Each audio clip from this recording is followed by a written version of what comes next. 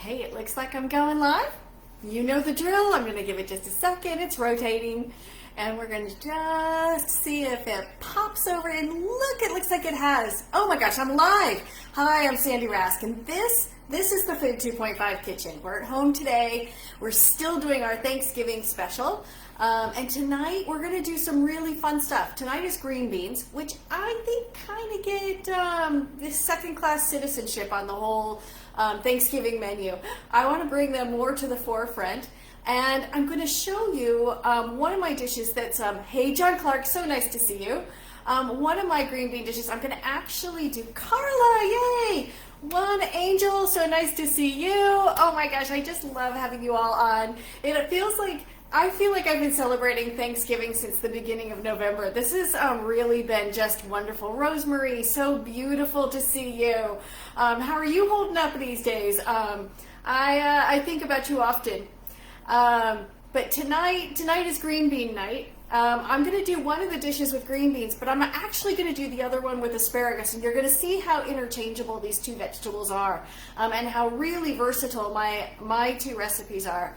So I'm going to fess up to something right now, and that is I really dislike the mushroom soup green beans that everyone serves on Thanksgiving.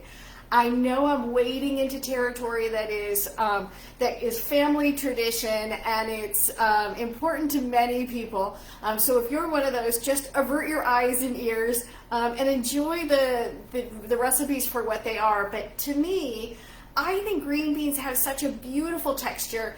They transmit flavor so amazingly that to just cover them up in less than quality ingredients really just hurts my heart.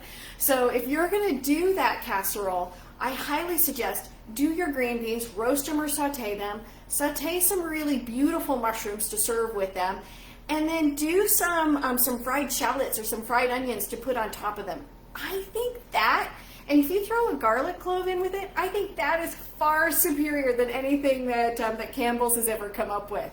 So tonight, what I thought I would do, since you all, if you're going to make that recipe, I salute you.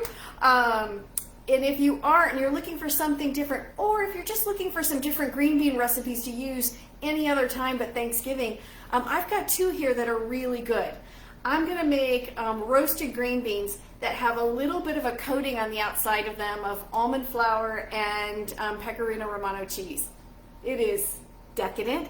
It's not for the vegans. The vegans can leave the cheese off, and they can put their nutritional yeast in it, and I think it will still hold up because it's got enough other flavors in it. And then for the asparagus, or the alternate green bean recipe, I'm going to do actually a salad. And I'm going to do a quick saute on the asparagus, and then toss it with beautiful persimmons and gorgeous pomegranate seeds and a pesto that I have in my food processor behind me. So really some yummy dishes tonight. Oh, let me see all who's here. Shannon, so nice to see you. Fantastic. I didn't realize I always forget that I have to scroll down to see who else is here. Sandra, so nice to see you. Rhonda. Hey, Shannon, you made some dynamite soup tonight. Wow, that broccoli cheddar. I'm going to talk about that in a little bit because I've got a couple of cheese rinds here. That is, mwah, that looked amazing.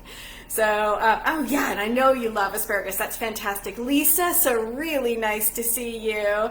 I'm so glad you've enjoyed these holiday recipes. And I really think these recipes could go through most of the year. Like, I think the big deal about a holiday is that you're trying to do 10 or 12 of them, right? But one at a time, none of these are really all that hard to make. Rhonda, yeah, you and I are alike. I cannot stand that casserole. I tried to be very diplomatic about the way I said it, but that one really, it confounds me. There's two things about Thanksgiving that confound me. That casserole and marshmallows on top of beautiful sweet potatoes. I don't get it. So, oh yeah. Oh, you have to put cheese in. Yep. Hey Ying, so nice to see you. Rosemary, love to see you. Kate, how really nice to see you. Corey Lee, beautiful. Beverly, oh my gosh, I am loving having all of you guys here. All right, so let's get going because I want to make sure I get to the end. But I have these gorgeous green beans. Look at this. These are French cut. These are a little smaller than the standard green bean. You could use a standard green bean. There's nothing wrong with it. You could use a frozen green bean to do this. I think green beans are one of those vegetables that holds up really well in the freezer. So if you wanted to do a quick shortcut on this any night of the week, pull some frozen ones out. I would microwave them just long enough to bring them to room temperature, or even better would be to pull them out of the freezer in the morning so they're room temperature when you go to cook. Then dry them, and you can do the rest of this recipe. I bought these. Look at this. Okay, I'm going to show you. This is whole trade green beans. Can you see? Let's see. Hold on. Let me point to the right spot. Down here in the bottom corner, it has Fair Trade Certified on it. It's kind of a cool thing. If you guys get a chance, go out to fairtrade.org and check out what this organization is doing. If you've never heard of them, what they're trying to do is bring small farmers all over the world into the bigger markets. And they set standards for them to grow by and standards for them to put into our market. And I just love supporting it. And there's all sorts of products that are coming from all over. These came from Guatemala. So the impact of what they're doing has been almost 1 million farmers.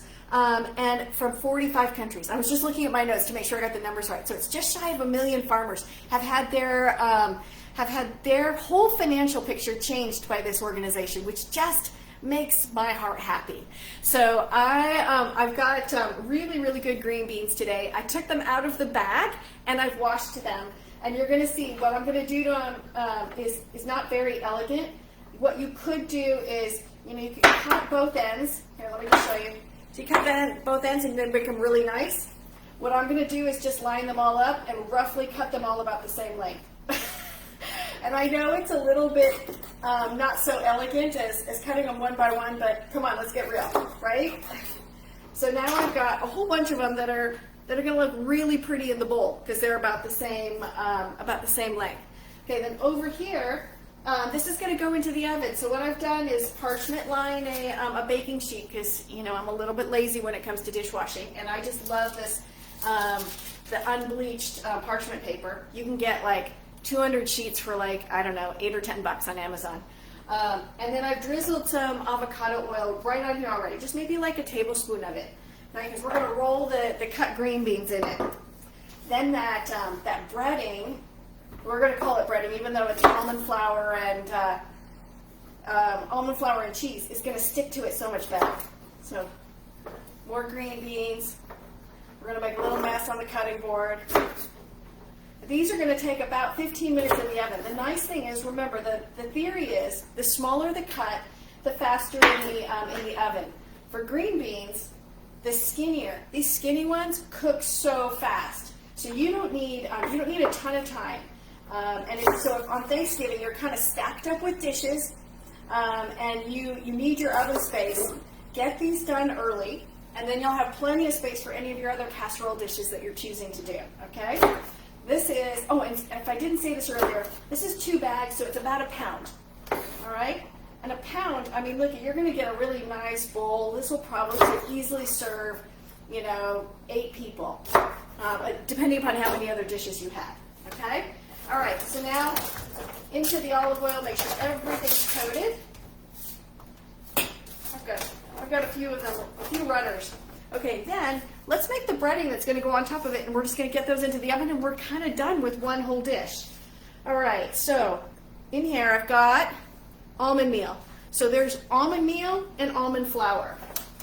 Okay, this is almond meal. They're used interchangeably. Actually, it says almond flour on there. But to me, if you look at the color, see how the color is kind of brown? Yeah, that means that they've got the skins on them. And what I understood it to be was almond meal has the skins on and almond flour has the skins off. But look at the terms are so interchangeable that they're now calling this flour. To me, I don't care where, again, I like the skins. I like the texture of them. If I had almond flour, I would just use that, but I'm going to go ahead and use this almond meal called almond flour in the kitchen. All right, then we want to put a little bit of cheese in there. And today, I have this beautiful Pecorino Romano. I got it from Whole Foods. It's not inexpensive, I'm just going to tell you, but we're only using 1/3 cup. And so 1/3 cup roughly is like, I don't know, it's about 2 ounces top side. And so that would be that would be about $2 to $3 worth of cheese. So worth it though.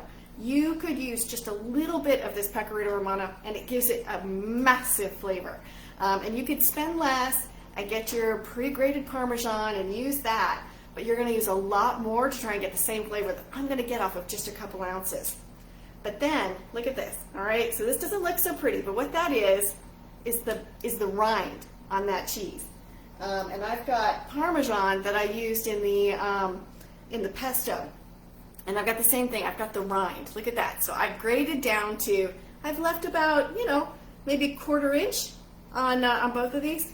This, in any kind of broth, like if you had tomato broth or chicken broth or anything that you wanted to make lightly cheesy, like you wanted to turn it into a beautiful soup, just float these in there. So this is magic. I put these into baggies, I keep it in my freezer, and whenever I'm gonna make a soup like a minestrone, I pull these out and it's like I've been cooking the soup for days. It's crazy how good it is. And Shannon, if you want to chime in and talk about those rinds that you used today, I was stunned at how beautiful your soup was.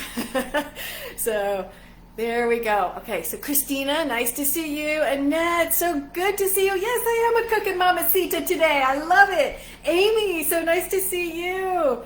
Oh, yeah, you always have the most interesting things to say. Let's see, what about almond powder? Almond powder.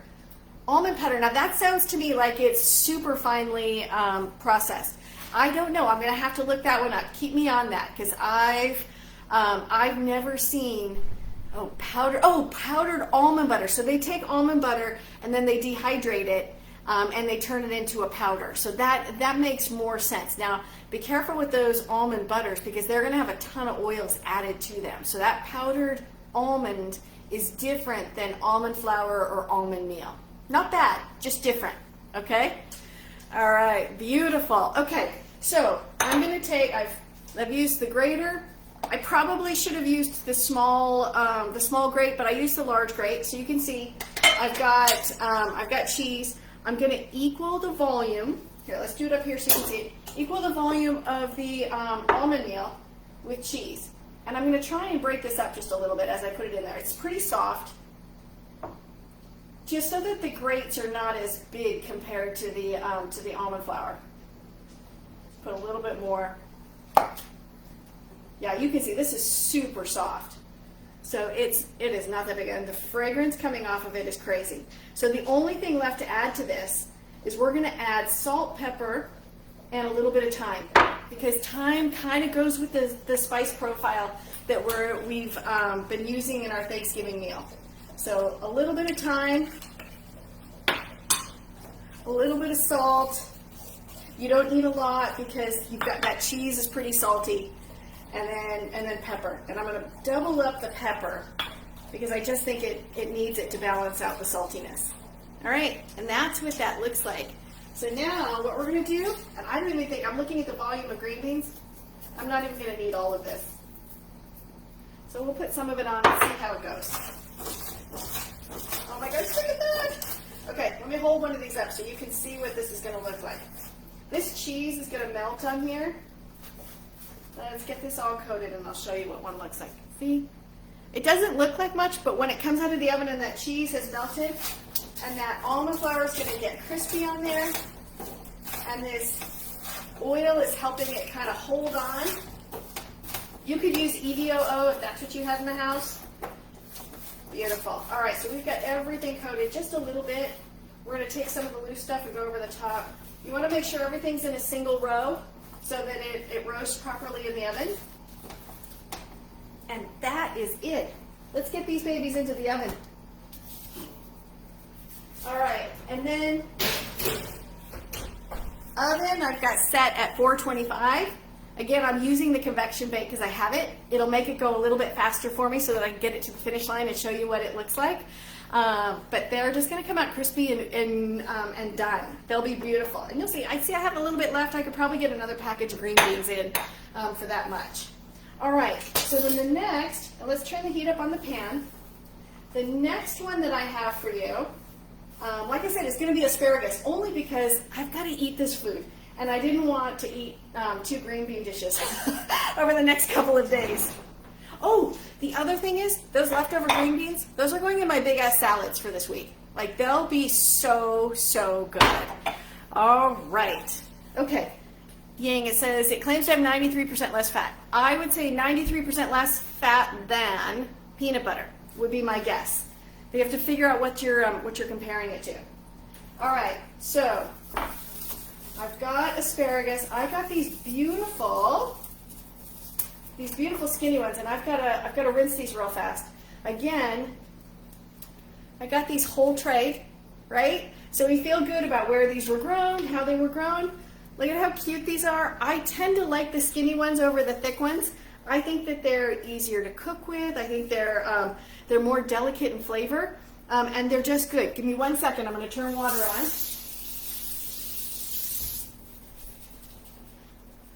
All right, so then what we want to do is cut these, because this is going to go into a salad. We want to cut these into bite-sized pieces, right? So what I'm going to do is I'm actually going to cut these on an angle, because I actually really like them cut this way. And I'll show you. They're cut kind of, woo, these are skinny ones. So they're kind of cut on an angle, so you get a little bit of a bias. We're going to cut down. Let's see. Let's pull some of this out at the end. I'm really being lazy about the cutting of this, because you really don't want the ends. I'm going to go one more cut on this and then call it in. Could you hear that? So some of these at the end are too tough, and I'm going to pull them out because I don't like them. All right. So these, yep, those are too tough. Let's just get these. So what would probably be proper cutting etiquette would be to take these. Yeah, let's put that. Cut them this way first, okay? Get all those ends off that are older and a little more tough, and cut them so that you've got nice bite-sized pieces, right? So you'll take your time. You're going to do really nice even cuts. Me, I'm going to just a hack with a knife, and these are going to go into the pan, okay? Just like that. And we don't have to do a lot to these, because the flavor that is going to come onto these is going to come from our pesto. So let's just put a little bit of salt and a little bit of pepper. And all we want to do is really take the rawness off, right? Look at this. Try to give that a second. While those are cooking, let me talk about the pesto I made. So, this guy, I made a pesto. God, this is so, you guys, I wish you could be in my kitchen. This pesto smells like spring. This is kind of one of those nice things that you can bring out at Thanksgiving when the weather might be getting a little bit cold in your area, and it feels a little like spring. Like, look at this. Okay, I'm going to show you what's in that. Tell you what's in that, but show you the texture of it. The texture of this is so beautiful. So what we're going to do is, as soon as these are done, we're going to toss the pesto right into the pan, okay? But this pesto has, and I use pesto like a place to put leftover herbs, fresh herbs. So I had, because we made, the other night we did Mediterranean, I had fresh mint, I had fresh basil, and I had fresh parsley. And it's equal parts on all of those. That's what went into here. Then the juice and the zest of 2 lemons, 2 garlic cloves, and a little bit of avocado oil, just enough to pull this together. So if you've never made a pesto, what you do is you put all the solid stuff in, you drizzle a little bit of olive oil or avocado oil in it, and you start running your food processor or blender. Then you pull the top off and you drizzle oil until you get it to the right consistency. And what you want is something that kind of looks like that. Like, it can, it holds onto a spoon, but it drizzles, right? Oh, and cheese. Sorry, I forgot. I put 2 ounces of the Parmigiano Reggiano into here. So good. So good. So this tastes like, look at this. I'm going to put it on my finger and just try it. Like that. So good. So that will go on the asparagus. We don't need to put much in the way of salt in this, because it has the cheese in there. So I put a little bit, I put a sprinkling of salt in there, and then I put a really good dose of black pepper, because I like I like the black pepper. All right, let's see. Again, I've got one of these. Look, I'm just going to go ahead and really making the right leg. All right, let me just see. See this? They're almost done. They've still got a crispiness to them, but they don't taste raw anymore. So here's what I'm going to do. We're just going to put a couple tablespoons. That'll be about all it needs. It may need a little bit more when I get the whole salad put together, but that's all this needs. Just to get those flavors really, really coating on this asparagus. You know, if it weren't Thanksgiving, I'd totally make this with a piece of salmon or a piece of wild-caught halibut or a piece of swordfish. Like any fish would be so good with this dish. All right, so the next is, so this salad is going to have the asparagus in it. It's going to have some hazelnuts, which all I did was toast and chop up. If you're going to ask me, can I use something other than the hazelnuts? Yes, you can use any nut or non-nut that you want. You just want something a little crunchy in the finish. So if it's not nuts, I might, and if this weren't Thanksgiving, if it was a regular night, I probably would put something like hemp seed or flax seed or something in with it. We're going to put, I've got these beautiful pomegranate seeds that we'll put in there. And then, this is the cool thing about where I live. So I got my Amazon order, I don't know, it was probably 2 weeks ago. And I had ordered 5 pears. And what came in my order was 5 bags of pears. You can imagine my surprise when that showed up on my doorstep. So my mom and I talked about it, and I told her to take 4 of the 5 bags and go visit her favorite neighbors. So she did that. She took it around and made everybody happy with. They each got their bag of Bartlett pears. One of my neighbors grows persimmons. Look at how beautiful these are. And he's been dropping them off in 2s and 3s for the last week. So every time one comes off the tree now, we get another dose of persimmon.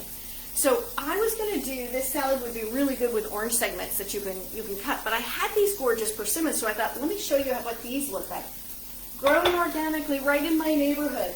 So if you've not ever used a persimmon, there's 2 basic kinds, and I honestly don't know the names of the 2, but I just know there's one that goes soft when it's ripe, and one that stays firm. And this is the kind that stays firm. So what I'm going to do is I'm just going to cut this, because you can see this is pretty firm, but let me just show you the inside. Looks kind of like an orange tomato. It has a little more body to it. And the flavor on this, let me just cut a piece off the top. The flavor on this, they're so sweet that they need nothing. Okay, let me turn the heat off this, because these are done. And we'll keep going and I'll assemble. But this is, and the color for Thanksgiving is so pretty. I thought these orange persimmons have to go into a green salad. So I just do, just like that. Nothing fancy, just some good kind of bite-sized cuts. Okay? All right. So let's put this into the bowl. We'll start with the persimmon, and we'll just build this. This over here. Oops, let's cut that a little bit more. All right, we're going to put a few of these pomegranates in. And then let me get a spoon. And look at how fast this came together. All right, so this smells so much of that pesto. And now if I toss it with the persimmons and with the pomegranate seeds, they're going to be just coated, just absolutely coated. And then let me put a few hazelnuts in for crunch. Look at this. So you know what I'm going to be eating for the next couple of days, because I'm going to do more of these. You put some greens underneath that, and that is a gorgeous, gorgeous salad. Okay, let's put some of that over the top so you can see it. Make the bowl pretty. And bam, here's our dish.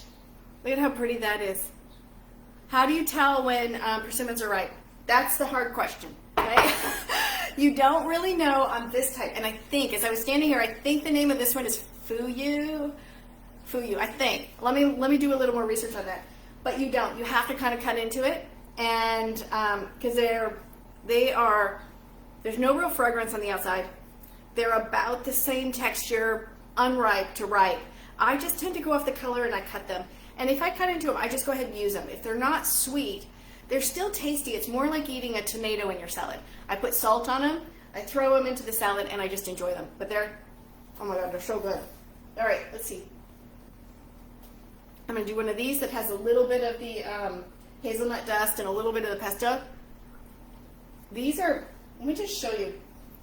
Look at that. Like that green bean, it's like spring. I'd be so happy with this on my Thanksgiving table. So that's dish number one. So you love both kinds of persimmons. Oh, great. Let's see, they look just slightly translucent when they're ripe. Do they really? Because I've never seen that with these. They've never turned translucent. And sometimes they're sweet and sometimes they aren't when I cut into them. But yeah, I think they're really beautiful. I like to, if you've ever done a placed salad, like I love a long platter that has different things that would go into a salad, and I love rows of these on that placed salad because I just think they're like little orange jewels on the plate. So that's that. If you have the pesto done ahead of time, this comes together in a flash. You can throw any protein or non-animal based protein you want with this, and it would be an absolute complete meal. So there's that. Then let me see how our roasted green beans are doing. I'm thinking they're probably ready to come out of the oven. Give me 1 second. Turkey Day is my son's birthday. Oh, Amy, how nice. I'd love to hear what you're going to make for him. Oh, look at these. Look at these. These are so good. Oh, they're hot.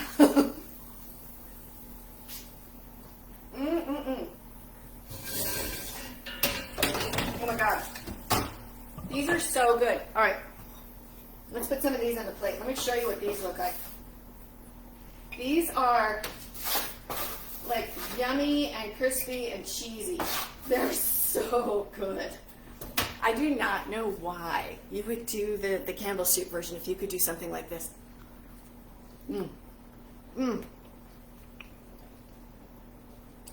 That almond flour in there, it crisps up. The thyme brings out the flavor of the green beans, and the cheese is it just gives it a mellowness that wasn't there before. These are fabulous. I could see this with turkey, obviously, but I could also see this with a beautiful flank steak or a piece of salmon. This would be a really, really good dish that goes with just about any protein. So, do you guys like that? My spatula handle? Because these, the cast iron pans get super hot. So I burned my hands on that a number of times. So that is it. How did I do? God, 28 minutes. God, I'm getting better at this. All right, does it have to be almond flour? Lisa Newsom, no. The original recipe, when I pulled it out of my files, had breadcrumbs. It's from back before I was doing gluten-free. So you could do panko breadcrumbs. They even have gluten-free panko breadcrumbs, panko breadcrumbs that are gluten-free if you wanted to go down that path. You could take bread and put it in the food processor, crackers and put it in the food processor, or your blender, and make your own breadcrumbs. So you have complete power to do what makes sense. What may even make sense on this, if you're making your own breadcrumbs, is throw your grated cheese right into the food processor with it. That way then the cheese and the breadcrumbs kind of meld together and are the same size. Because I can tell on these, I love this. I'm going to totally eat this. This is like a cracker. This is almond meal with cheese kind of fused into it. Seriously? But that means it's not coating evenly on the green beans. So you're going to want the cheese small enough that it attaches, just like whatever you use for the bread. All right. Can we do crushed almonds? Oh, of course you can. I would actually take almonds, put them in the blender of the food processor. John, I know you have a great food processor or blender because you do green smoothies every day. and I would process those. And that's actually how you make almond flour, is to just put whole almonds into the food processor. If you want to do it with your knife, you could, but it'd be really hard to get your almonds down to this size. And if you don't get the almonds down small enough, they aren't going to stick to your green beans. It'll be good, and you'll be able to eat them all together. But if you kind of want those, like this, like let me pull one, like the green beans kind of dusted with stuff, almost like they're breaded, you want really, really small. Let me just take a bite. You want really small almond flour, or cracker crumbs, or bread crumbs, or panko flakes. You want to make sure that they're small size. All right, I'm just going to scan back through, but I think I saw all of your questions. Let's see. Do you throw bottoms away? Yeah, I throw the bottoms away. I try to be really frugal in the kitchen and use everything that I have, but the bottoms of asparagus I throw away because I find that they aren't even good in veggie stock. Someone may have figured out a way to do it. These bottoms here, they're so woody. What you'd have to do, if you wanted to save these and use them, what you'd have to do is take a peeler, and let me just show you, and peel. I'm not sure I can do this in the air, but see how I've peeled a bunch off of the asparagus? You kind of have to do that to get down into the heart of it. So you could save it if you were willing to do that. I'm just going to be honest. I'm not willing to do that. I'd rather buy really good fresh asparagus. I buy the small ones so that the woody stalk ends are small, but then I throw this away. Okay, all right. All right. What else? Let's see. I use them in broccoli soup that I made with cheese and milk. You couldn't tell that I left out a pound of cheese. Yes, Shannon. Thank you. Thank you. Jane, how are you? I haven't seen you in a while. Hi, Lovey. Let's see. I've got Fair Trade. Yeah, guys, try to check out fairtrade.org. I've gotten coffee from Fair Trade. I've gotten a bunch of vegetables from Fair Trade. I've gotten oils. I just love that third world countries and small farmers are given an equal shot in the world to make a living. So it's great. All right, you guys, that's it. My time is up. I've got 2 dishes. Please try this. We've got the green beans with the cheese and almonds on them, the roasted green beans, and we've got the asparagus salad. And remember, you can flip-flop asparagus and green beans for either of the dishes with whatever you've got, or whichever you prefer. All right? So that's it. I'm Sandy Rask. This is the Food 2.5 Kitchen, where we find twice the flavor, half the calories. This is our Thanksgiving edition, today with green beans. I'm so thrilled to be with you guys. Thank you so much. I'm full gratitude to everyone. You're making my dreams come true. And have a great evening, and I look forward to seeing you on Tuesday night. Okay, bye, everyone.